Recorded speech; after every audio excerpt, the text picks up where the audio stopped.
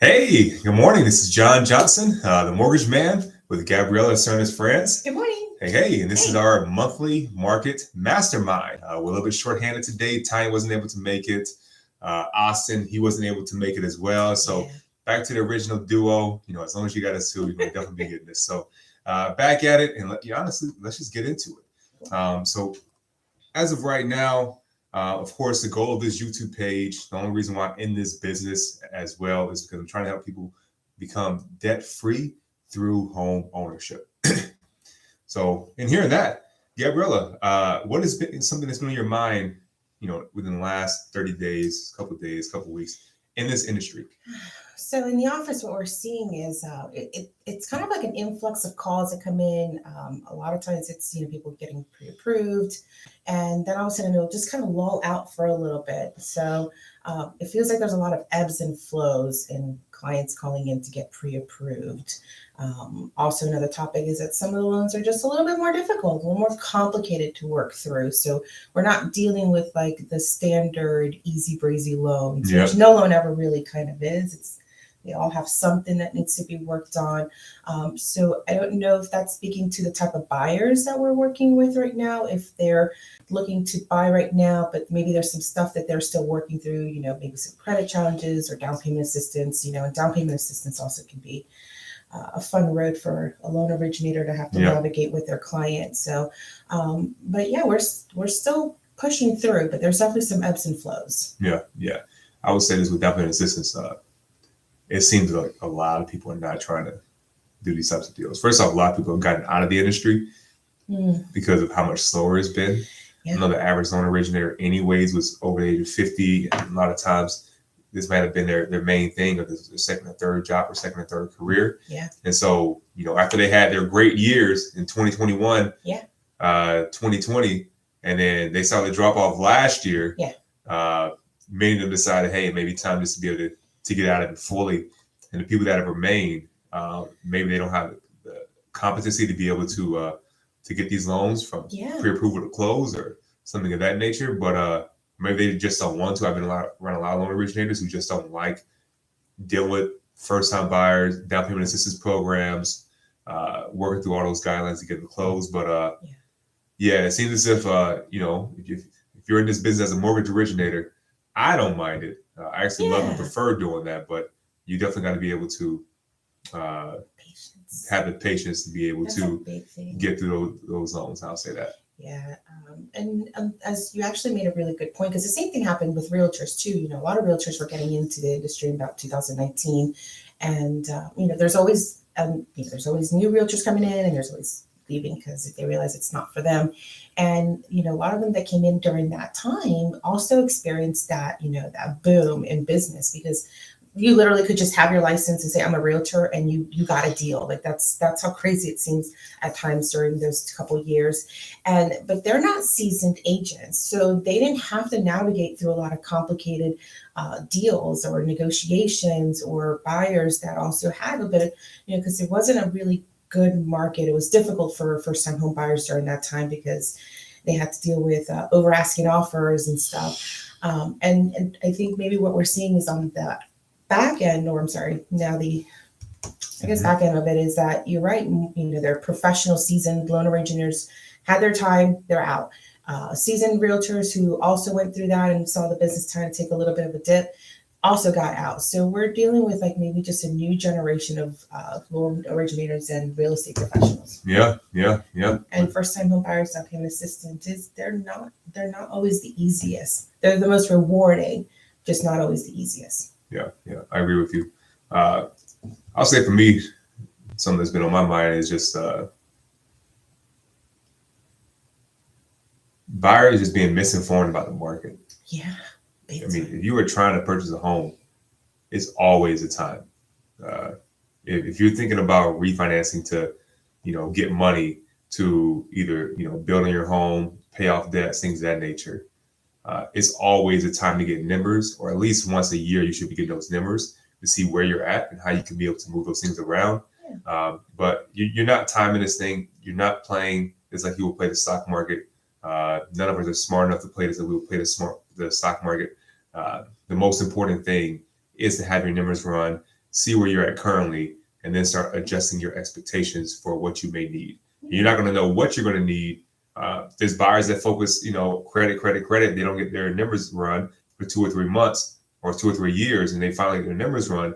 And then we end up telling them, hey, your credit's actually not bad, but you may need a co-borrower to get to the purchase price you want to get to. Or, there's these different conversations or income things, or, stop working 2 jobs and focus more on this one job and getting overtime in this one job. It depends on your numbers and on the guidelines of the program to get you into. But you're not going to know what's best to be able to get yourself into a home unless you've spoken with the mortgage lender to be able to know exactly what you're going to get to. So that's been on my mind. And you got to call it, and what that really is, like, you got to know your numbers. It's like, it's a mortgage consultation. That really is something that I want, consumers to start thinking about. A mortgage consultation can be anything where you are discussing about either I have a mortgage, what can I do with it? Or I want to get a mortgage, and what does that look like? So I would like that to kind of be a little bit more trending, like a mortgage consultation. It's having a conversation with a mortgage professional about your opportunities in the real estate market or in your current wealth building. You got it. So, you're correct. Good deal. I'm going to preach on that. That is my actual marketing focus right now. That is going to be mortgage consultation. Mortgage consultation. It's just, we're not scary. No, gosh, no. And the consultation doesn't commit you to anything. Yeah, they see us as bankers. And if you go with a bank, yes, you are dealing with a banker. Correct. But when you're dealing with we're associated with the bank, but this bank only deals with mortgages. Yeah. And we not only close mortgages with this bank, but we close mortgages with outside banks as well if we need to for the certain product. But we're definitely much more financial planners, much more financial advisors than we are, bankers. I spend a lot of time when I'm sitting with buyers going over how to help improve their credit, how to help improve their assets, how to be able to, save up better, for closing.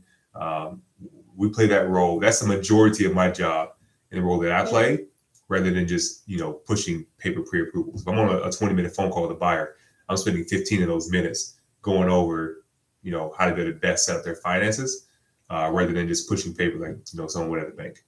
Yeah. That's a consultation right there. There you go. Consultation. That is the definition of a consultation. You're persuading me. Yes.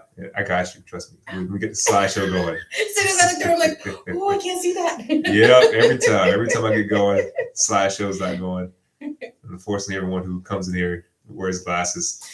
So some of us need that extra help. Good. So let's get into some topics. First, race. When you're talking to mortgage folks, I do different things. I play in the appraising game. I play in mortgages. I play in, construction cost estimating. If it's got to deal with numbers and math, I'm pretty much that guy in the real estate business. Gabriela, if it's to deal with social media, marketing, those types of things, she's that lady. So she helps out the team, but she also may do a little bit on the side too. So even questions about that, definitely reach out to her. She'll have some information on her in the description. But here's some information, or here's some news headlines for what's happening with rates. So CNN, this is all within the last 24 hours too. So CNN stated mortgage rates dropped for 5th week in a row. All right, let's see if they are correct. Kiplinger says find the best 30-year mortgage rates. That's a watch topic. Yeah. And then CNET says current mortgage interest rates, April 14 rates climb higher. All right, this is how it goes.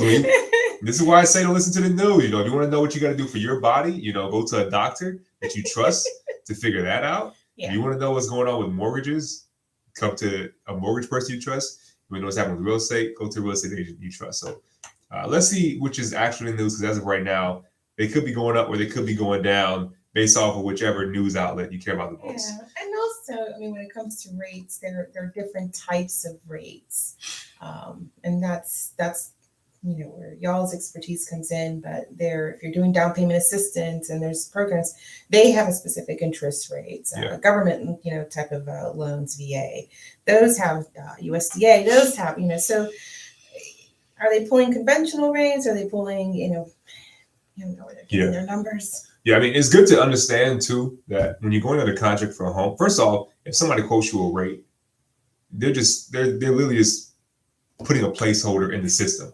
This is not your rate you're going to get once you're under contract. There is ways you can be able to pay to have a rate before you're in the contract for a period of time. I don't recommend that for hardly anybody unless rates are drastically going up. And that's not how it works. Rates are like the stock market where they just inch up and down every single day. They barely even go point, 0.025 in a day. They're literally inching up and down every single day. And you can kind of see where they're trending, kind of see where they're headed.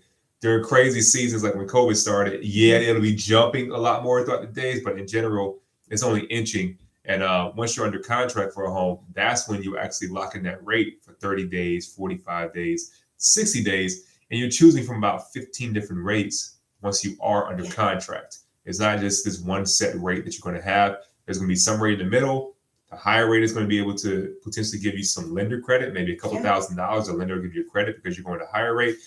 You can always get a lower rate. For the lower rate, most likely you're paying more at closing. So there's options when it comes to rates. All of us rates at different banks, we're normally within about 0.125% of each other, which, for a 300K home, that could end up being the difference of maybe like, 10, 15 bucks a month. So it's normally the greatest big difference. All right, let's see what they got. So we have historically rates over the past, actually,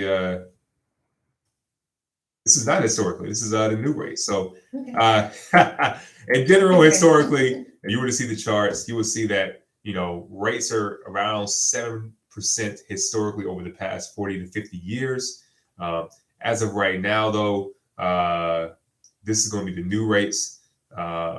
This is actually rates as of the month before.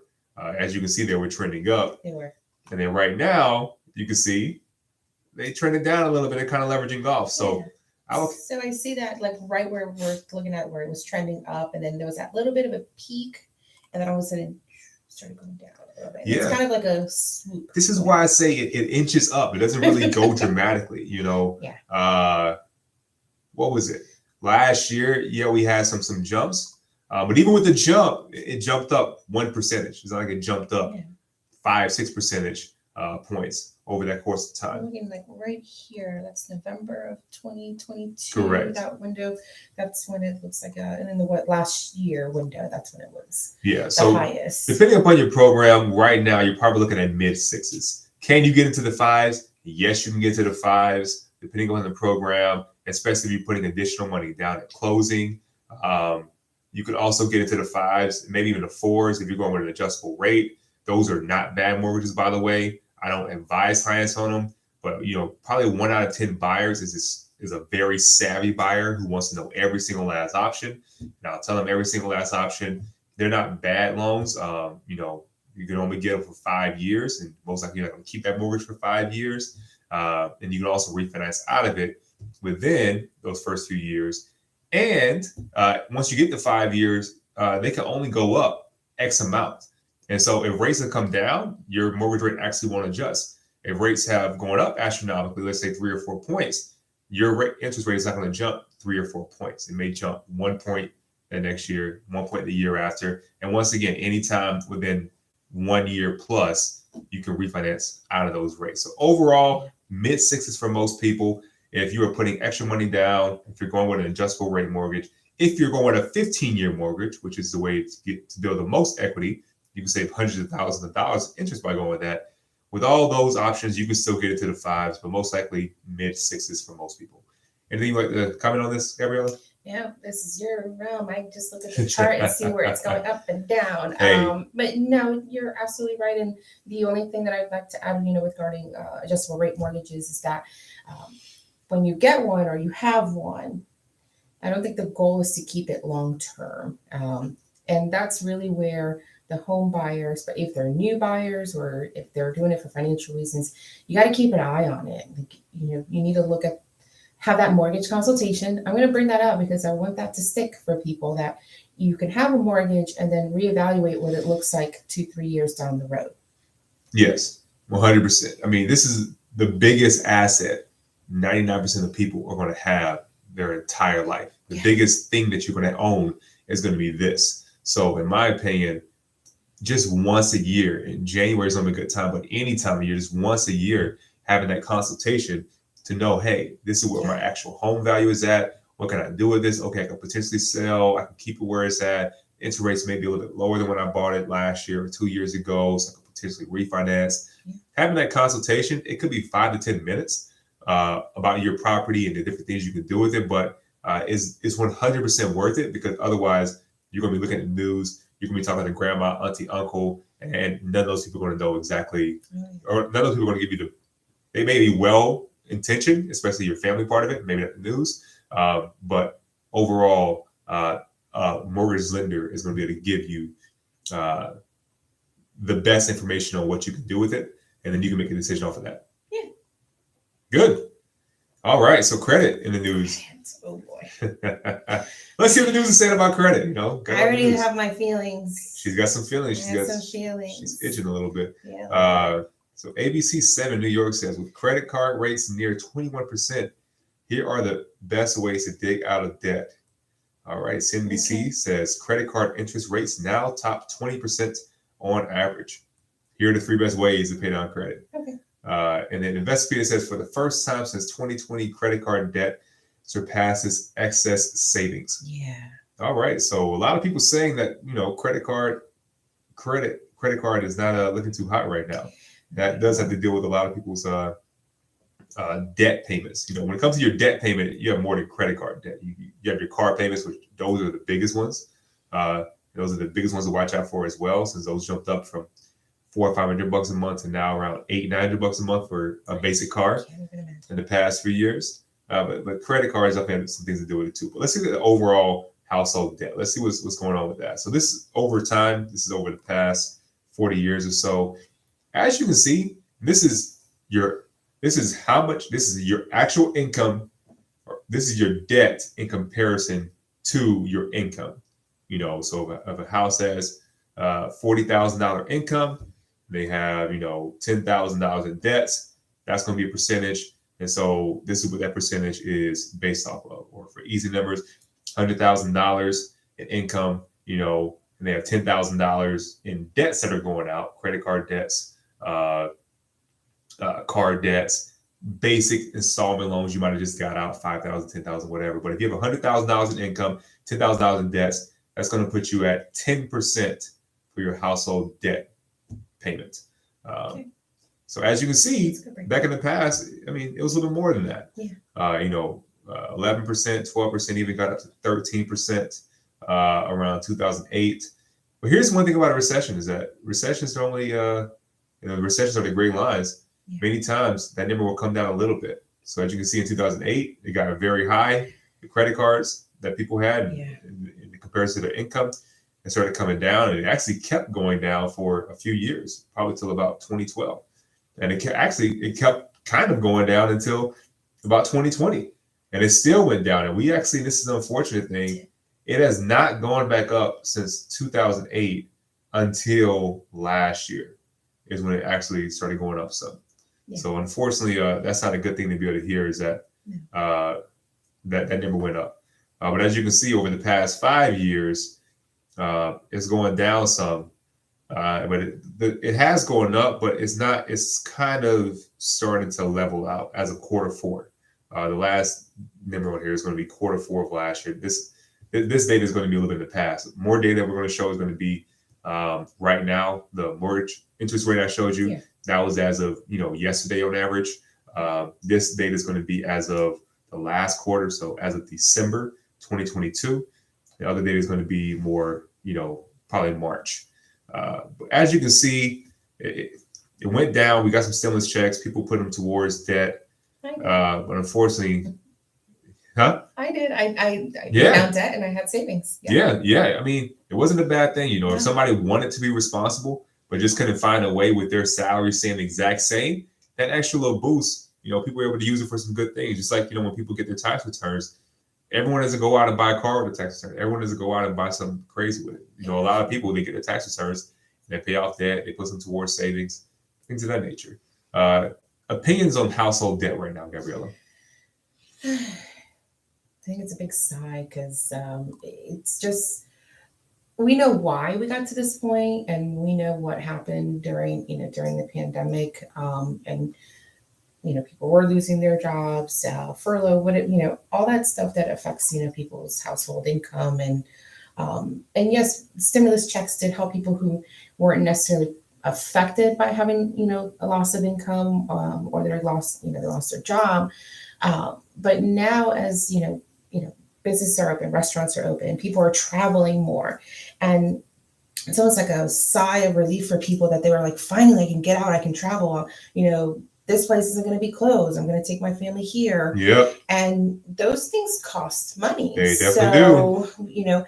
You're like, I want to keep my savings, but let me go ahead and run up my credit card bill. Or some people unfortunately weren't working and they had lived off their credit cards during that time. So I think it just speaks a lot to the, the consumer mindset. When things were, buckled down, like you didn't have much options for going out. You had no choice but to save. But now that you have that ability to travel and it's being encouraged, I mean, Florida tourism numbers are going to be astronomical. There was a local article that tourism in Florida we're seeing a boom again. Even spring break was higher than it was in the past few years. I was like, well, yeah, people weren't going anywhere. So anything right now is going to be better than it was in the last couple of years. But were they pre-pandemic numbers? I don't know yet. But that mentality of like, hey, I want to enjoy life again, but I'm going to do it on credit is it's just one of those constant things in this country that people have to deal with, is that, financial literacy, learning how credit works, how to use credit, but not get used by credit. I mean, you can barely get through any commercial without seeing credit cards. Credit cards. People trying to push credit cards. Yeah. Everyone's trying to play the game. I mean, I have all my friends are smart people, but in being smart, they're like, oh, I should put a kid on a credit card from age 0. And it's like, all right, cool. You can play that game. You can teach them about credit. But when it comes down to it, like, you don't need credit cards for forever. I mean, I speak with buyers, and it's sometimes the best situation when someone hasn't had a credit card their entire life. They have literally zero credit, no credit. I say, all right, get a credit card for 3 months, only use it one time in the month, and then pay the $10 the same day. And then within a few months, their credit is in the mid 600s, sometimes high 600s. Yeah. You don't need 700 plus. You don't need 800 plus to be getting all the great benefits that you would need. In all honesty, mid to high 600s is going to get you access to a majority of programs that you're going to need. And high 600s are going to give you decent rates in those programs. Also, anything above 740 credit score, especially in the mortgage industry, does nothing else to help your numbers when it comes down to it. So whether you have a 780, 800, 810, applies to you, but that's not going to give you better numbers. And you're just you're playing a game to just be able to talk to your friend and tell them you have that score. Yeah. But when it comes down to actual real life, 680 to lower 700s is going to give you everything you need. And you can get that within only a few months having a credit card. But good. And also the labor market too is we are already seeing, and I'm not saying this is a new shift. It has been happening for several years now, where we are starting to see a generational shift in the labor market. Younger generations are starting to go into the labor market. What type of jobs are they getting as well? And again, goes that financial literacy, like young people getting credit, which affects those numbers. And you have older, generations who are retiring, and so they are, living off savings and whatever pension that they're getting as well. So I try to look at credit as like it's just a snippet of the numbers, but as far as like the social aspect of it, society, what is actually happening in our society at this time, and there is just a shift in the younger generations getting to that coming of age, where they are getting into job market, credit, spending, you name it. And they're going to affect those numbers. Yep. You're correct. You are correct. They will be affected. All right, let's get into some more fun stuff. Real estate data. Yes. Get into real estate data pretty quick in this one. Yeah, sometimes we don't get to this until we get to about, 50 minutes in. So I like you like a lot of opinions, so Yeah. A lot of it's me too. So real estate in the news. So let's see what these people are saying about real estate. So whatever, I'm not even sure what news out this is, but what do you need to know about these companies that buy houses? A variety of companies and investors will pay cash for your home. Is it the right choice for you? That is something to be able to think about. You know, there are these companies that are trying to buy tons and tons of home, and they'll pay cash for it. And to be honest for you, many of them went out of business during COVID season. Investor market. Yep. It's interesting that they're saying these companies, but they're not saying investors. Yeah. There's investors that are doing it too. Well, there's the investors and there's the companies. That's why I'm like, this is specifically saying companies. It's not actually saying about investors buying properties right now. So there's people that, put a sticky note on your door and say, I'll buy your house for cash. Give me a call. Can't take it. That's one person that's not as organized.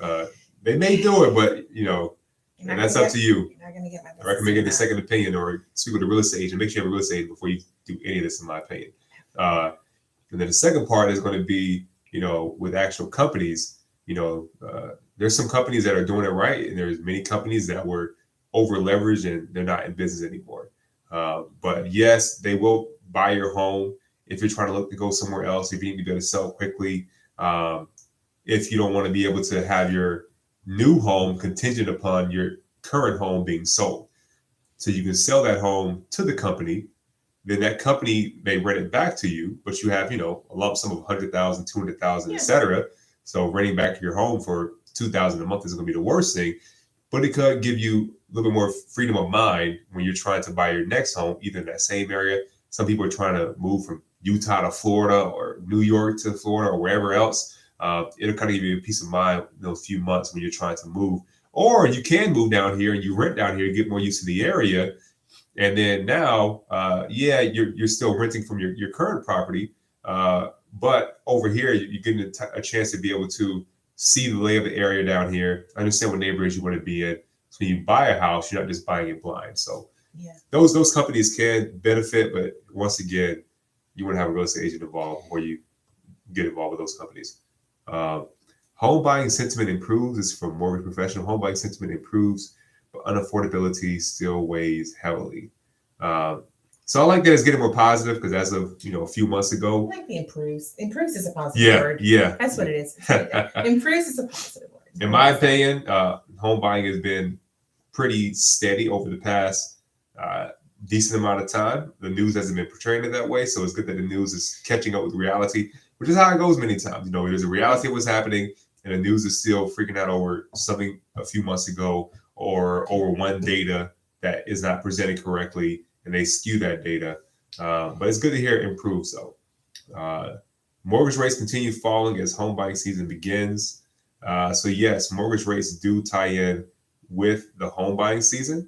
And as we just showed you, with rates falling a little bit. And we'll see where they go over the next couple months. But my main economist that I listen to, Barry B, he's really expecting rates maybe mid-summer to go maybe down into the mid-5s for the average person. So I know you can get into the 5s now in certain ways, but for the average person, probably mid-6s. But he's expecting rates to hopefully get into the mid-5s because of some statistical information. But if rates go down, then you don't have to worry about the housing market. That means the housing market is going to be strong. Yeah. And that means that there's going to be more offers going on properties. And to be honest with you, summertime is when people are trying to move and do things anyways. That's when it gets hot anyways. So if those two things combine, you don't have to worry about if it's going to be a good real estate market. There's going to be people trying to buy homes. We just need to make sure we have people trying to sell homes. Correct. Anything about that last one? No.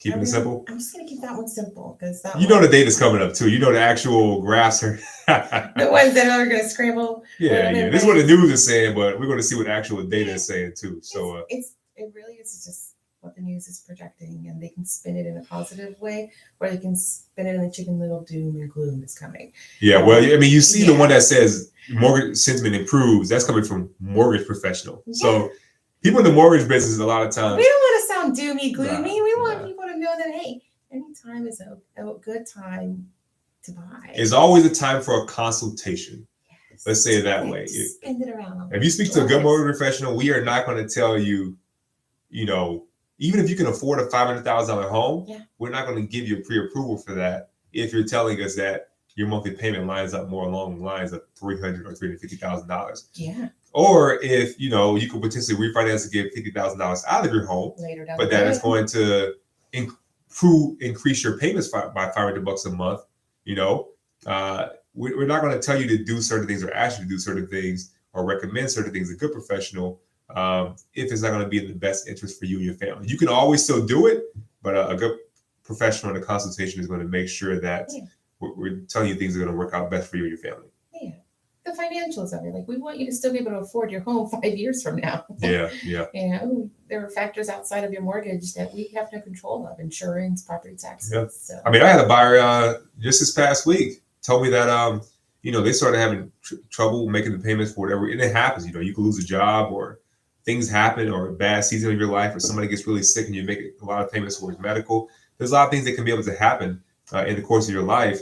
But I mean, this buyer's prototype of what happens. He didn't call me. He didn't text me. And this is a guy that likes to call and text me. We have a decent relationship. But during this season, he didn't call or text me. And all of a sudden, he messaged me last week and said, yeah, I mean, I missed a couple payments because of X, Y, and Z. But now I'm calling the mortgage company. They're telling me they can be able to pause things, or they can be able to help me out. But I don't know if I should trust them or not. I'm like, yes, they don't want you to miss payments. They want to do whatever they can to be able to keep this as smooth as possible for you. So yes, the recommendation they're giving you is correct, but if you get into a hard situation, don't wait until you miss 1, 2, 3. I've seen, honestly, you know, years worth of payments missed. Don't wait until you get behind. Get ahead of the game. Speak with a mortgage professional that you trust to be able to confirm. But you know, definitely make sure you're on top of that. Good. Actual graphs and data. So active listing count, days on market. This is going to show us exactly where we're at in the market. So the pink line is going to be 2023. Okay. And of course, the lines below it, those are going to be the past couple of years. And all the lines above are going to be pre-pandemic. So active listing count, this is the number of homes that are on the market. I don't look at any year-over-year data right now because last year was an extremely weird year. The year before that was an extremely weird year. Yeah. So it's actually going down some. And this is the season where it's supposed to be going up. It's supposed to start inching up right now, and it's supposed to go up all the way through about August.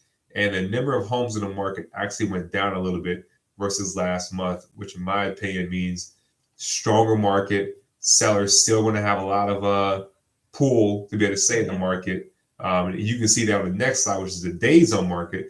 This is how long your average home is on the market before it is sold, or how much inventory you have left. If there were no new homes that were to come into the market, how long would it take for all the homes to be sold? That's a better definition, but both of those kind of work. And that actually went down as well, which is supposed to go down during this time. So pretty much business as usual, maybe slightly more of a seller's market, but we're going down to 54 days on market. So less than 2 months worth of inventory on the market, which is less than all the pre-pandemic years. Gabriela, what's your feelings right now on the number of listings and also the number of days homes on the market? Now this is the national data, right? National data. I want to make sure, because the changes of like my perception of like, okay, if we're looking at national data, because I'm always thinking of our local market, of course, but you know, I mean, I know that you're saying that this is typical. That's not typical for the active listing count for it to go down this time of year. But I think a lot of what's been happening with like with mortgage rates and just in general, like a lot of buyer confidence of I want to buy right now as opposed to like sellers, it's still a strong market for them, as you said, and we're still in that. We haven't seen any real data, at least the last 6 months, that indicates that that's changed anytime soon. That's usually about the time, like 6 months worth of data to determine if we're still in a buyer's or seller's market. So, sellers still have the upper hand, even though the days on market, you said it's 54 days right now. Yeah.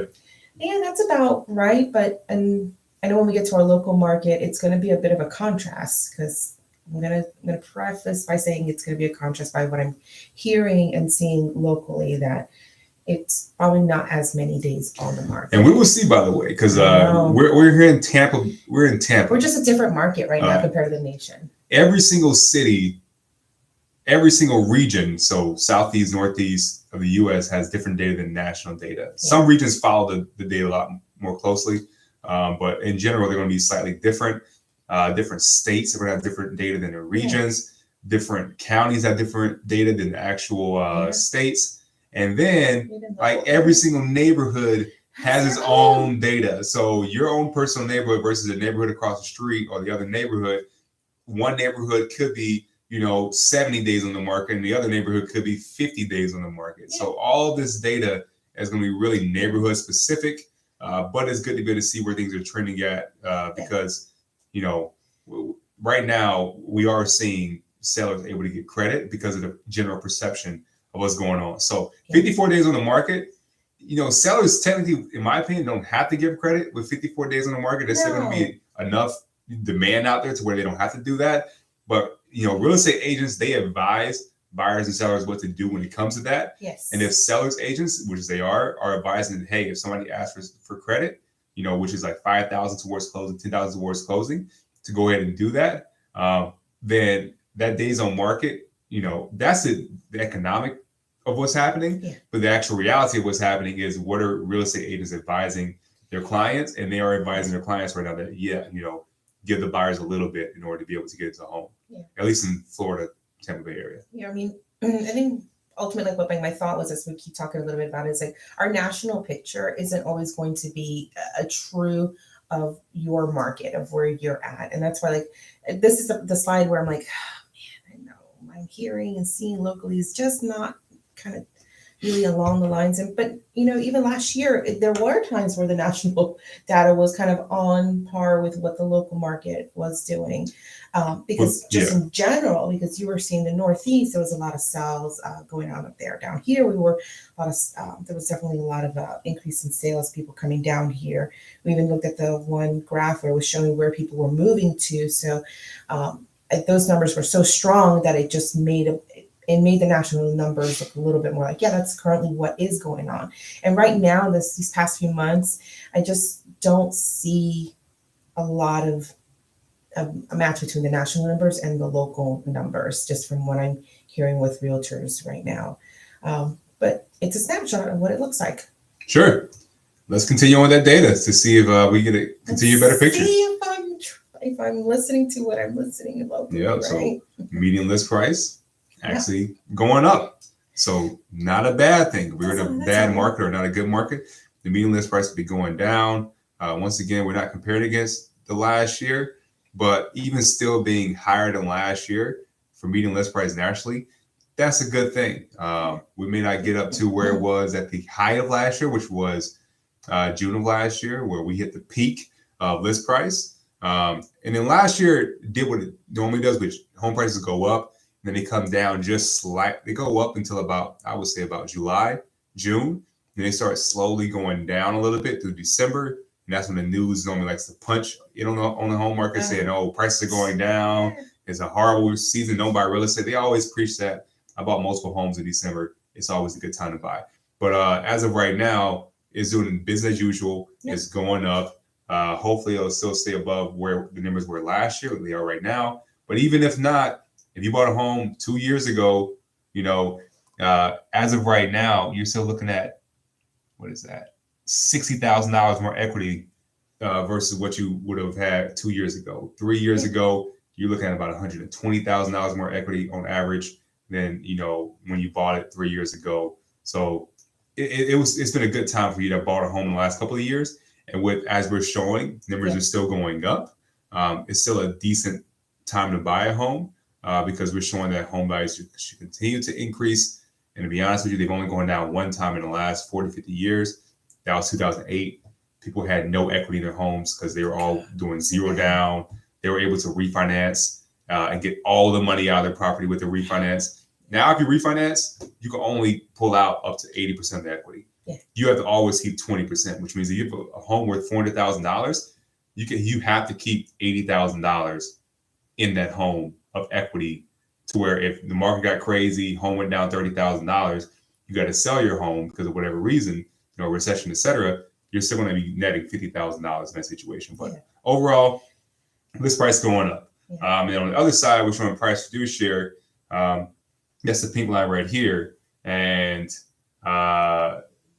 is actually going down, which is the way it should be going compared to the other years.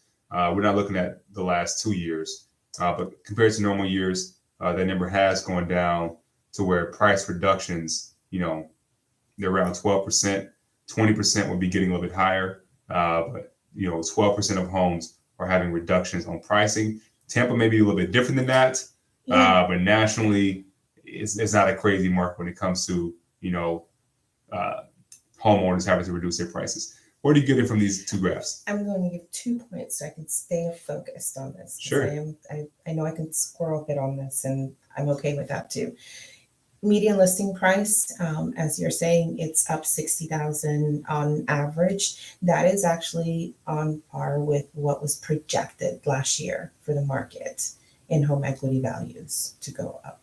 So that is just that really is just kind of solidifying, like, hey, what the experts were predicting last year about home values going up is on trend. It's going exactly where it was projected to go. So that's good. Also confirms the fact that if you bought last year, you're still ahead of the game when it comes to your property value. Yep. So if it's going up as it was projected, it still adds to that point of like, it is a good time to buy. Maybe because of the way that things are trending for sure, and whatever personal reasons you have, or if you're looking to invest. So that's that point there for that graph. Regarding the price reduced share, that just tells me that there is a cooling. There's two words that are used: cooling or rational pricing in homes. And keeping an eye on Pinellas. This is national too, by the way. When we get to, it may change a little bit. Yeah. When we get to local. I am keeping an eye on Pinellas County. Personal reasons. I'm just looking out in that area to have somebody who may be buying in that area soon. And, there, a lot of the homes, there are some price reductions in the Pinellas County market. And it just seems like, because even though the value or the property value itself is higher, because that was what was projected, and that is what the previous graph is showing, the median listing price, doesn't necessarily mean that that is where the home should be priced to sell in that given market. So correct. Those are my points. Hey, appreciate it. I like the conciseness of the points. No, I've been thinking about it, like as you were saying, I was like, hold it. Keep that thought in your head. So because if not, it's gonna go. And you can bring a notepad in here, or or like me, I take notes on my phone. This whole time that we've been doing this, I never bring anything to write. It's really like, if it's there, it's because it's a thing that needs to come out of my mind and share. Hey, when it's just us two, it's not that bad. But if we have 4 people in I'm here, gonna have to start bringing a notepad. Hey, what do you think about it? Like, hey, what do you think about it? All right, I'm gonna comment on that. And by the time we get back to you, it's been burning a hole in your brain. You got it. But I'll make another note about that list price. There's a ton of buyers out there that are thinking like, oh, I'm going to wait for the perfect time to get to the market.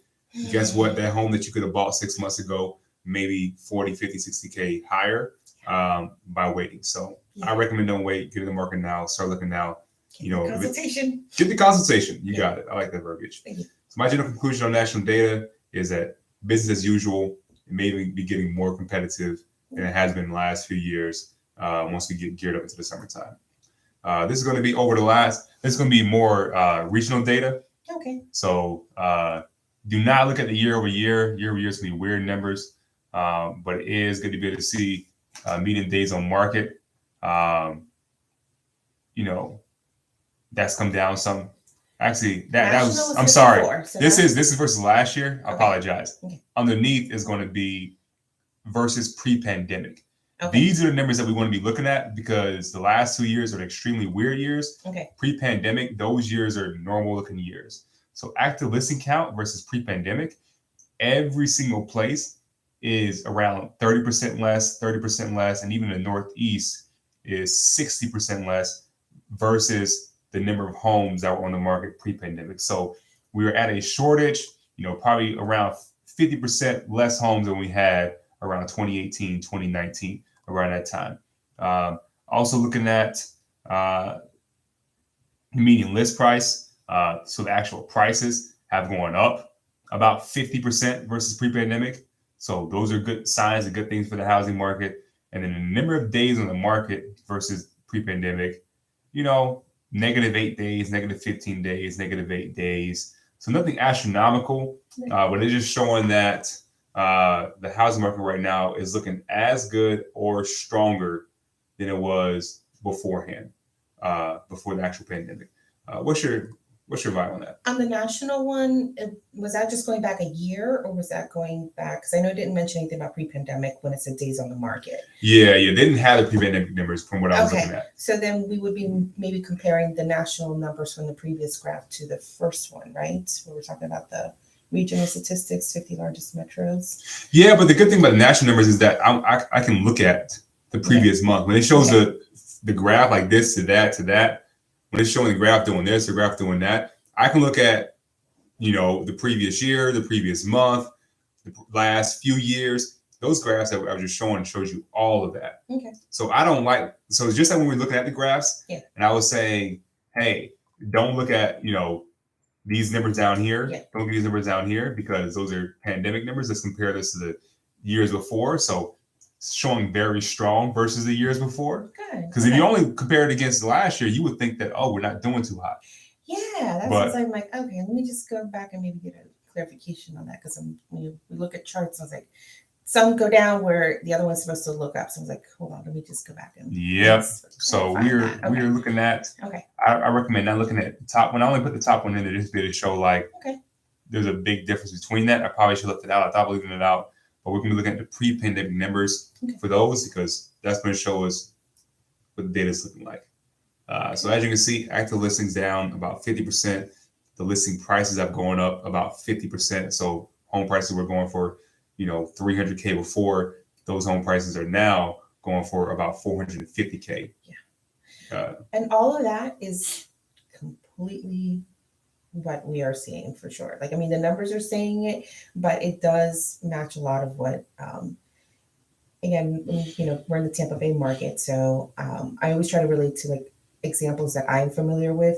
But yeah, there's homes in my neighborhood that, they shouldn't even top 240 and they sold right before, about pre-pandemic and stuff. And they were just teetering around the 200K numbers. And then all of a sudden it's like, it just jumped like $75,000, somewhere around that. And so now my neighborhood that when we first moved there, these houses weren't topping 200, the $200,000 home there was supposed to be the nice home in the area. Now, the homes that are under 250, you're like, okay, those aren't as nice as the newer one that just got renovated and everything. And that one's teetering 350. So even in my neighborhood, there's just a varying of prices in the homes just in the last 3-4 years. So. Yeah, people's incomes have gone up. So, when people look at home prices, not just home prices, incomes have gone up as well. They're definitely not going up as fast as these home prices have gone up. And to be honest with you, trying to buy in the middle of a city, I pretty much consider you rich. If you're trying to buy in the middle of a city, rent in the middle of a city, you got to have a lot of cash to be able to do that. Buying on the outskirts of a city, 45 minutes, that's an hour outside of most cities. That's going to give you, it's a commute, but that's going to be a lot better for you. I know a lot of employers right now are really pushing for employees to get back in the office. I highly recommend trying to leverage out of that, at least for, maybe we try to be all right, 1 day a week, 2 days a week, I'll go into the office. But especially if you're trying to buy a home, it's going to be office, a lot of employers don't have offices in the rural areas. Their offices are always closer to downtown. And you having to drive an hour 15, hour 30 may not be the best for you and your family. But if you can be able to leverage having 1 or 2 days you go into the office and the rest of the days you're not in the office, that gives you more leverage to look outside of the city to find a home, to find better pricing for you and your family. Also, getting more creative is going to be very important in my opinion. Mobile homes are not what they used to be. They are very nice. And as long as you have some land to put them on, that's a great option. And then if you're putting those, mobile homes or even tiny homes, you can put those on someone that you know's property, and it could be in a city too. A lot of city zoning allows for you to be able to have an additional unit in the back space. There's requirements. You can't be all the way on your wall. If you have a wall in the back, there has to be a certain amount of space in between the wall, certain amount of space in the front of the house, things of that nature. But being able to put a home, on an existing property, but that home only costs $50,000 to $75,000 versus buying a pre-existing, and that home's going to have everything new. Versus a pre-existing home is going to be to have, everything. Something's going to be breaking that year. When you buy a pre-existing home, you need some savings because something's always been going on. Different things have different lifespans, and every single year you're replacing something, and you'll be paying 350K for that property. While you can put that same home on somebody else's lot, a new home, a new tiny home, or a new mobile property, it may not be as big as the other homes. Mobile homes can be 1,500, 600 square feet, but 600 square feet of a tiny home with these new designs, they feel like they have more square footage than 1,000 square foot homes of 2 years ago, even 1,200 square foot homes 2 years ago. That 600 square feet will go a long way nowadays versus where it was before, and it's more affordable. So getting creative is going to be definitely important for you. Anything else on this, Gabriela? Not really. I think we touched a little bit about what's happening currently. For, the worker society. What is their what their current lifestyle is, and there were a lot of businesses who did sell downsize their commercial portfolio, to accommodate that people were working from home. I understand there are employers who want people to come back into the home, and they're weighing out is it the productivity level? All of that we don't necessarily get into really in depth, but those are factors that affect people wanting to buy or rent in any given market. Your livelihood will affect whether you're going to buy or sell, move. Yeah, these employers, there are tons of employers that need people. There's a lot of people who during COVID, during whatever, they never came back to work. Either they retired, or they stayed on unemployment, or whatever else, or maybe one person kept working in the household, another person stopped working in the household. But when it comes down to a lot of employers need people. So if you're speaking with this one employer and they're not giving you the terms you need to be able to best leverage how you would want to buy a home, maybe the next employer, maybe they give you 25 cents an hour or less, but you get more flexibility on time. Maybe that's better for you than the employer that is trying to give you just a little bit more, but now they're going to require you to come to the office 5 days a week, etc. I do like how in our conversation as we're going through, we're looking at these, data that, in the beginning, we were discussing as far as I mentioned generational, changes in generation in the workforce, that we were talking about mortgage professionals and real estate professionals who just left the business and retired. And that's exactly what we're discussing even right now, is that, younger generations that are coming into the job market, they are negotiating a lifestyle that matches. I want to work, but this is the lifestyle I want. There's, they're negotiating the give and take, 25 cents less an hour to be able to have that, flexibility.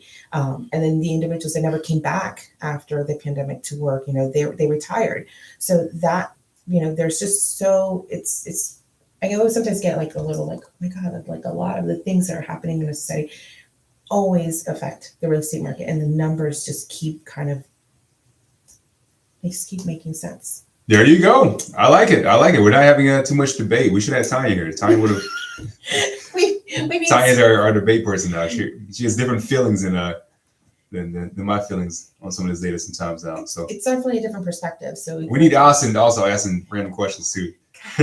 We are feeling a little lonely, just the two of us. Yeah. If everybody else wants to come on too, just chat with one of us, and we'll probably have you come and hang out. It's probably about the time for my mom to come back on too, with her notepad and. Mama Johnson. Yep. Okay. Shout out to moms to come back on. There, real estate agent. She does assessing, and engineering in Central Florida as well too. So she likes numbers. She likes discussing things. She likes being professional. So she's a yeah. We'll see. Maybe I'll do. All right. We'll see. I'm squirreling in our conversation when you said your mom. Oh my God, Mama Johnson. We'll see. I'll reach out. Her answer is going to be yes in my opinion. I know, but I'm do I reach out or not? When you tell your mom's going to be like, yes. I know. She's got some sort of pull. I can't say what it is. Clout. She's got clout. She's got clout. She's got something. She's got some juice. She's got it. Okay. All right. Maybe Duval County. Maybe that Jacksonville juice. Maybe that Jacksonville water she grew up on. All right, so this is actual Florida, and I did my own little spreadsheet on this, Gabriela, because I want to take out the year-over-year stuff, because that stuff's confusing, and is not pertinent to what we're doing. So Miami, Jacksonville, Orlando, Tampa, these are the main areas in Florida. Median list price for Miami, $599. That's similar to last month. Jacksonville, $400. Orlando, $441. Tampa, $411. So as you can see, Miami is outpacing everybody. No other county is going to be anywhere close to Miami. But if you want an affordable home, looks as if Jacksonville is probably going to be one of the cheaper areas for a very big metro. Of course, there's smaller metros like Tallahassee. There's a metro outside of there. Ocala, there's homes outside of there. The Villages in Ocala. That's if you're a retiree, the Villages is where it's at. Everybody's extremely happy over there. Don't look it up though, because you're gonna get some information on it. Google. Talk to a mortgage professional, real estate professional about living in the Villages in that area. Yeah. If you go on Google, you're gonna go down some rabbit hole. That's not gonna be. It's not gonna be smart for you to. That's why Florida has the best real estate. You get not only what's going on, but also the what's happening in the communities there. Yeah. And I do like the Village area. The Villages is fun. I mean, you can look it up whatever you want, but if you're trying to move to an area, go drive through the area. Go to a Publix, Walmart, Target. Go into the grocery stores in the area and see how the kids act who are working there. See how the people who are there, picking up the things, how they act. Get a general vibe for the community. You can do that just by going to the grocery store. Pick up some bananas, get some Publix food, chicken or whatever.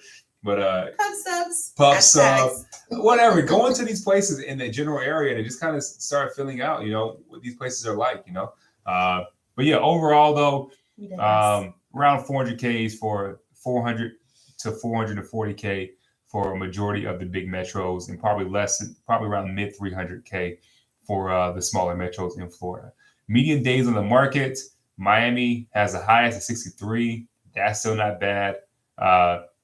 The way it works in median days on the market is anything less than 4 or 5 months is considered a seller's market. Sellers have a majority of the power.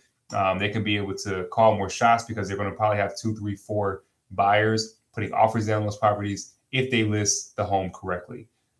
Anything more than 4 or 5 months. So if homes are sitting on the market 6, 7, 8 months, buyers have a majority of the market. They can be able to really get savvy and ask for 15K in assistance, 20K in assistance. They can ask for, 20,000 less on the purchase price. They can be able to do a lot more things when it gets to that point. And as you can see, this is not just, we're talking about Florida right now, but in general in the States, it's 2 months, less than 2 months for majority of places. So Miami, days on market, 63 days, so roughly 2 months. Jacksonville, 54. Orlando, 54. Tampa, 52. So business as usual, from what I'm saying there. And then amount of homes with price reductions. So, that kind of gives you a vibe on where you can actually be able to ask these sellers for reductions and things of that nature. In Miami is actually the least. So 14%, Jacksonville, 17%, Orlando, 13%, and Tampa is 18.9%. So they're all relative still, but from what you probably hear when you talk to real estate agents, yes, you were able to negotiate probably just a little bit better in the Tampa Bay area when it comes to buying a home. But as you can see, Jacksonville homes are a little bit cheaper though overall. What are you seeing from these numbers right now, Gabriela? So the median days on market does kind of go, with the exception of Miami, because Miami is Miami. National data was 54 days, so that's what it's showing there. So national and here we go, Florida. We're right there. We're right there because we set that bar. We honestly in the South and the West. Florida. And by West, I mean like California and like those are the main places that are setting the national data because that's where a lot of the action is happening. If you were in Kansas, Missouri, Maine, Pennsylvania, your data is going to be completely different. I mean, maybe slightly on par, but it's going to be more different than what we're going over right now. Where we're at in Florida, our numbers are matching up. Fairly to the national data. Yeah, because I think we've said that every single time when we talk about the numbers, and it's that those markets they are pushing that average. So, but I mean, I'd be curious to see what Kansas and the Midwest has to do sometimes. Hey, this podcast is big enough the next few years, and I may pull up some of those numbers. Or just throw a curveball, just throw one in there. Yeah, just like, look, this is where we're at. Pop quiz. This is the other side of what the real estate market is looking like. The funny part is when Tanya's here, she's always wanted to know what we're going over beforehand. So if I throw a curveball like that, what do you think is happening in Detroit, Michigan this month? Hey, Michigan is, and this is by what I hear in the news, even though I know that I shouldn't always be believing the news. It's getting there. It's definitely. Hey, when things are cheap, yeah, people like somebody's going to buy when things are cheap. So an industry and manufacturing and stuff. So yeah, I guess I digress. Yep, there you go. Summary realtor.com data, business as usual. Maybe more competitive this spring. We'll see. Yeah. Florida's business as usual. May. The rest of the state's business as usual. And if rates come down, like Barry Habib is stating, if they come down even just 0.5%, they don't have to go down an entire percentage point. When it goes down 0.5%, 0.75%, then the news is going to all be flashing out in front of people's faces. These buyers are going to all be coming up. And that means that it's going to be competitive. Dropping interest rates. It's going to surge the buyers back into the market. Yeah. Prices are going to, So I recommend the search right now. Don't wait, because home prices will continue to improve, continue to increase. All right. Manufactured home data. This is where my heart is at right now because of price points, and I'm about affordable housing. Yes. I'll be getting more active in this within the next few years as well. But as you can see, they've gone up over these are the past 5 years with the data, which obviously they're going to go up just because home values are going up too. But once again, for a manufacturer, single wide is the top, manufacturer double wide at the bottom. You are still looking at, as of right now, roughly about a little bit less than $90,000 for your average single wide mobile home, which those can be anywhere from 600 to 1,000 square feet. And then your average, and by the way, these things are nice. Like if you're going to a more cheaper brand, a more brand that's more affordable, you could probably get these new single wides for close to 70 to 80. But I mean, they have, and especially in the double wide category, these homes look nicer than your current home. I promise you, if your home has been built anytime more than 10 years ago, these new manufactured homes, they look very, very nice. And so single wides, 600 probably to 1,000 square feet. That's gonna be a little bit less than 90,000. And then double wide homes, these are probably gonna be close towards 1,000, 1,500, normally around 1,500 or so. But I've even seen them around 2,000 or even more square feet. Those are going to be a little bit less than $160,000. So overall, if you're looking to get a new property, to me, these are some of the best situations you can be able to do.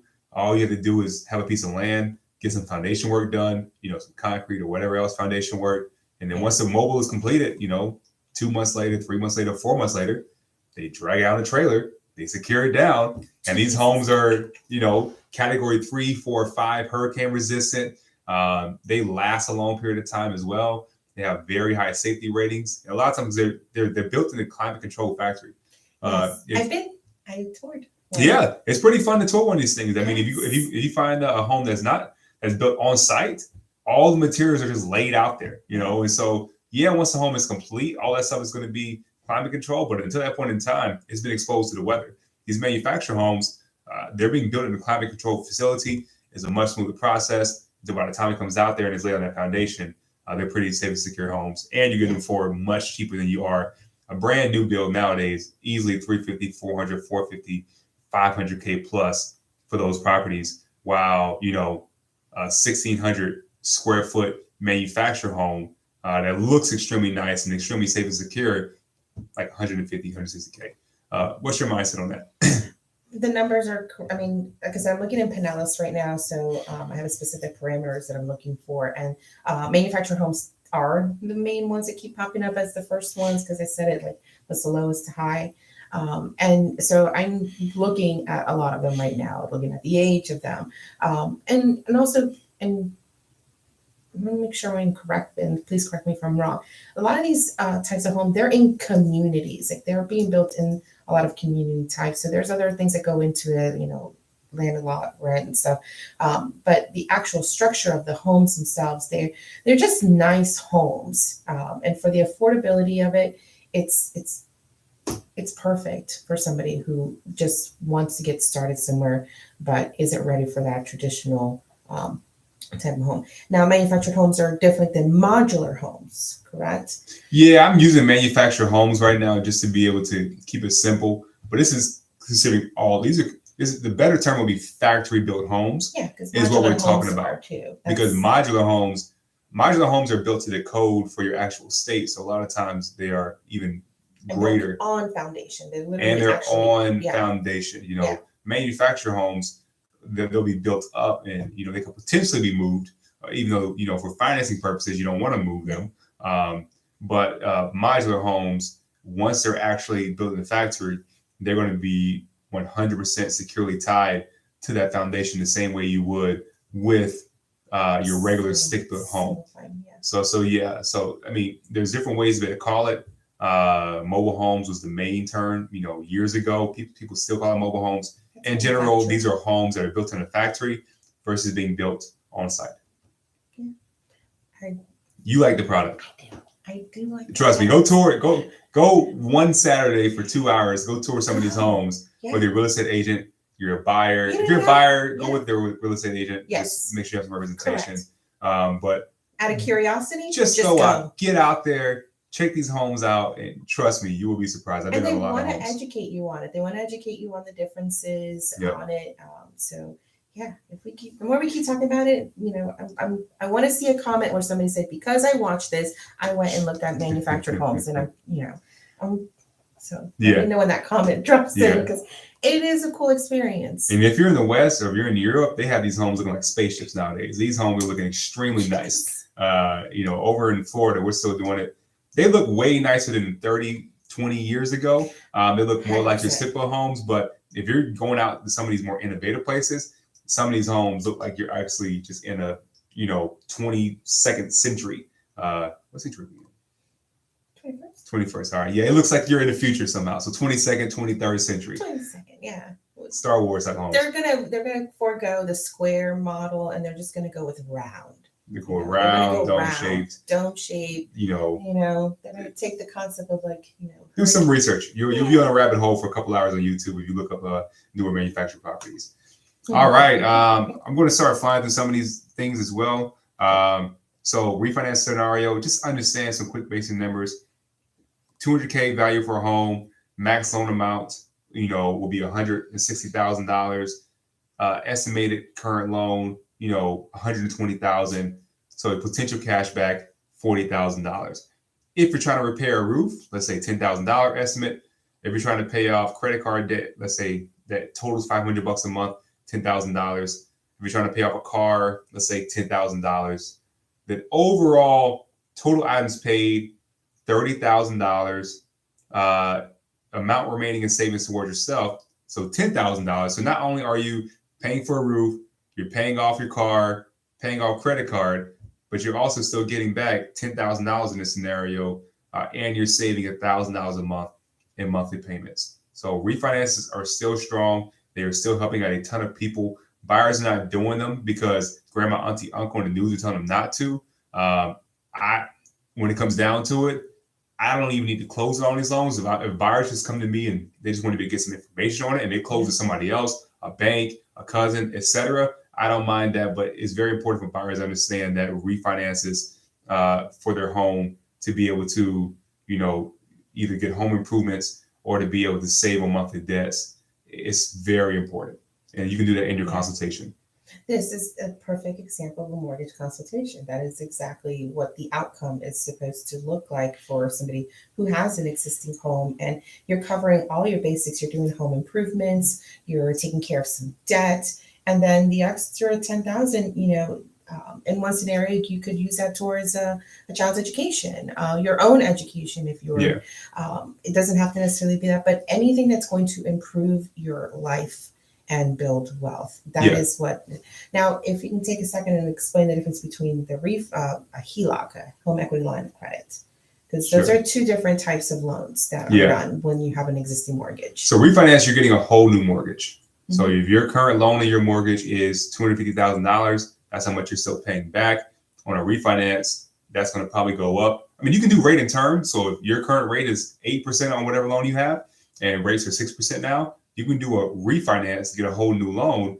Your mortgage balance is going to stay pretty much the same, besides closing costs. And closing costs on refinances are normally nowhere more than about $6,000 to $12,000, depending on the actual price of the loan. But it's going to stay roughly the same. So instead of you having a $250K balance, it may go to $260K, but you're going to be saving a ton on monthly payments just by getting that lower rate from 8 to 6%. But a lot of buyers want to be able to use it to pull cash out. So your loan's going to go up, let's say from $250K to $300K, $310K, etc., which means your monthly payment on your mortgage is going to go up. But even if that goes up $200 a month, $300 a month, if you're able to save $1,000 a month in monthly payments because the car is paid off, the credit card is paid off, things of that nature, that's what a refinance is doing, where you're actually going up higher. HELOC, you're going to keep that same loan that you have. Let's say you were able to get 2.5% rate 2 years ago and you don't want to touch that. Understood. Do your thing. HELOC is going to allow you to be able to use a potential certain amount of equity as a credit card. So let's say that you have a total of $60,000 worth of equity that the HELOC bank says you can be able to use. You're going to solve with the balance of $0. That HELOC is now opened up, and at any point in time, you can pretty much be borrowing from yourself. You can get $5,000 out, $10,000 out, $15,000 out, and you're paying back that HELOC, over the months, the same way you'll be paying, back a credit card. Once it gets down to $0 again, at any point in time, you can reuse it again. So HELOC is very flexible. Investors like to use HELOCs. You got to get money out, pull that money out, use that money towards something, and then pay the HELOC off. Just speak with the mortgage lender. We can be able to let you know which one's going to be better for you. For a lot of people, a refinance is going to be the smoothest and easiest. But if HELOC ends up being the best, a good mortgage lender is going to recommend you go with one of those as well. So, did that make sense? It did. And I'm just not super familiar a lot with HELOCs. I know that we have it. It's a product line. But is that considered like another loan that you're taking out again? It's a second loan, correct. Second mortgage. A mortgage, if you do a refinance, you only have one mortgage right now. After the refinance, you keep one mortgage.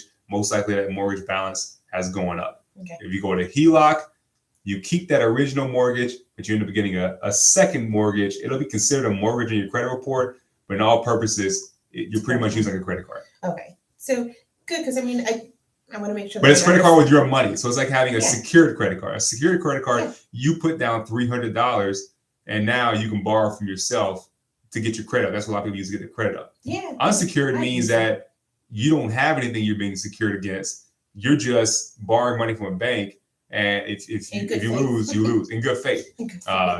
This is like a secured card where you're borrowing against your own equity that you already have in the home. So it's definitely more secure than an unsecured credit card. But in all purposes, you're using like a credit card. And that second line of credit, second mortgage, is at whatever the current interest rate is available for. So that first mortgage was stayed at 2.5%, and that second one, but those HELOC rates don't really look higher though than your normal rate. So if your normal rates right now are 6.5%, that HELOC rate may be 8%, but it's only 8% on the $60K that you may be pulling out, and that's still cheaper than a credit card at 8% for many credit cards. And you can still use it for the exact same thing if you're trying to repair your roof, if you're trying to pay off another credit line that that's you can use it for the exact same thing, but it's just how the loan is actually worked out. You got it. Okay.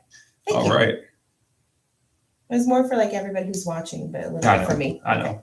Thank you. You got it. Thanks for asking questions. You're playing everybody right now. You're playing. I have to be there. I haven't kind of gotten to the. You're playing Austin. You're playing Gabriela, but you have not played Tanya yet. I am not there yet. I'm going to run through these last ones very quickly. If you're in any state, there's going to be down payment assistance programs. Down payment assistance programs normally go off of the last. If you have not been on a title to a property in the last 3 years, you're considered a first-time buyer. And with first-time buyer, many states, counties, etc., can give you anywhere from $7,500, $10,000, $15,000, $25,000. It all depends on the county or state program you're trying to go off of. I normally recommend the state programs. The state program is going to be able to give you a decent amount of money towards closing, not normally the full amount towards closing. So if it's $20,000 to close on a home for $300,000, many of these programs, state programs, they may give you $10,000. $7,500, $15,000, to where you have to find a way to get the rest of that, whether it's your savings, credit from the bank, credit from the seller, gift from parents. We're normally having a combo of those different types of things, but the state programs are decently easy to close if you close a decent amount of them, like we do on our team. Those are smooth loans to be able to go through. County programs are a lot more specific. State program, you can only use that money anywhere in the state. County programs is only within a couple of zip codes you can use that money. It'll have the biggest price tag, or it'll have the biggest tag, $30,000, $50,000, when it comes down to it, you got to be able to close on a home in order to be able to get the home. And those are hard to close, not only hard to close, but they're more specific. You get pre-approved for less homes. So if that has been the best program for somebody, great. But a lot of times I'm pushing the state programs regardless of the state. So state of Florida, we have those programs, and I'm very big on that. So if you have any questions about that, definitely reach out to me, Gabriela, or anyone on the team. We offer niche products or niche products, depends on the person. We went over this last time, but a niche or niche products. So these are going to be, I close these loans too. This is not my main purpose for I'm in the business, but myself and other people on the team, we can definitely close these. And these are loans that a majority of lenders are not even trying to touch or come anywhere near. But when it comes down to it, these loans actually perform better than your normal loans because a lot of times they have higher down payment requirements. These are loans where somebody has something that they can't get a normal loan for. They can't get a normal conventional FHA, et cetera loan. But banks will offer these loans because they're going to require either a higher credit score, a higher down payment. They're going to require something else to be higher since they don't have this normal requirement. And these loans, people default on these loans a lot less than they do on normal loans, meaning that they make those payments a lot better because they have slightly tighter qualifications in some areas and looser qualifications in others. For example, bank statement loans, these are self-employed people. On a normal loan, you're having to deal with tax returns in order to be able to try to qualify. Well, these niche products, which we do offer, you're able to get a loan without having tax returns, without using the tax returns, but just using your bank statements for income. So those help out a ton of people. Foreign national loans, so people who are outside the U.S., those help a ton of people. Medical doctor loans, jumbo loans. So jumbo loans are any loans that are over about $750,000 for a purchase price or a loan amount. FHA 203K loans. So if you're trying to repair a property, those are those types of products. There's a lot of different loans that are out there that are considered niche products, and even ones that aren't niche products. VA loans, USDA rural loans. There's a lot of different loans out there, and the reason why I like being the first stop for many buyers is because I'm able to do a lot of these different products. So at the very least, I can be able to advise buyers on the pros, the cons, etc. And a buyer can go with myself or with someone on our team. But if they decide to go somewhere else for whatever purposes, then guess what? They've got at least that good advice from myself in the beginning. But there you go. Some niche products for people. Good things that we do. Tax returns times. People are still getting returns right now. If you're trying to buy a home, don't touch those returns. I know you think that it's probably best to put it towards credit or put it towards something else. Don't touch it. Once you speak to actual mortgage lender, if you're trying to buy a home, we could say those can be best used towards a down payment. Those can be best used towards savings for when you actually buy the home. Maybe you can do some repairs, things that nature on the home. But don't use it. Don't think that the smartest way to use your money. If you're trying to buy a home, come to mortgage lender first. Let's get you pre-approved. Let's put a game plan in place, and then we can figure out where to put that extra money at. Final thoughts, Gabriela. We went through a lot. Tax day, guys. Tax day is on Monday. Tax day Monday. Tax day is on Monday. So I know we just talked about taxes there, and for a while. I made a note about that too. Yeah. Make a reminder. I'm sure we'll post something on social media. But yeah, tax day is because it's definitely happening, very soon. It affects a lot of your buying ability if you're having to use your taxes. So I know self-employed as well. There's a lot of write-offs and stuff that are done to help with your taxes. So that type of loan may not work, but that's why a bank statement loan may work. So there are some buyers who sometimes get discouraged when it comes to their taxes, but to have that conversation and have that consultation with the loan originator can put you on a really good path, even if it's not today, maybe in 6 months, etc. So, but just kind of summarizing everything overall, as your slide said, business as usual. We're still in a seller's market. Buyers still, can negotiate down payment assistance. Programs are still available out there, and the main thing that we try to do is just to help educate people on here. And if anything that we said sparked any kind of interest to have that conversation, John will put his contact information down there as well. Sure, because, you got it. What you don't know, you don't know. Yeah. This is a team game. Yeah. You have that one buddy or whoever who's a real estate agent, or you are a real estate agent. You're trying to get into this business and you're trying to understand things a little bit more. This is a team game. Yeah. You have the real estate agent. Many real estate agents will actually have buyers or sellers agents. Many real estate agents will have transaction coordinators who help with documents once you're under contract. So that's one part of the team. Then you have the mortgage side. There's a lot of people involved on the mortgage side. You have myself as a mortgage originator. You will have transaction coordinators who help gather documents, processors who also gather documents, but also speak to underwriters who give you the final approval, closers who deal with the title companies to be able to determine what that final cash closing is going to be for you. There's a lot of people involved in the process. It's a team game. So just understand that once you get into this, making sure you're part of the right team is going to be very important. That mortgage to loan originator is going to be the step one of the team. And, them having a connection, them being able to communicate, etc. That's going to be very important when it comes to you being able to close on a home and closing a home happily. But hey, I thank you all for listening to this. If you have any questions, definitely reach out to myself. You can reach out to Gabriela. Information is going to be in the description. And you all have a great rest of your day. Yeah. Bye.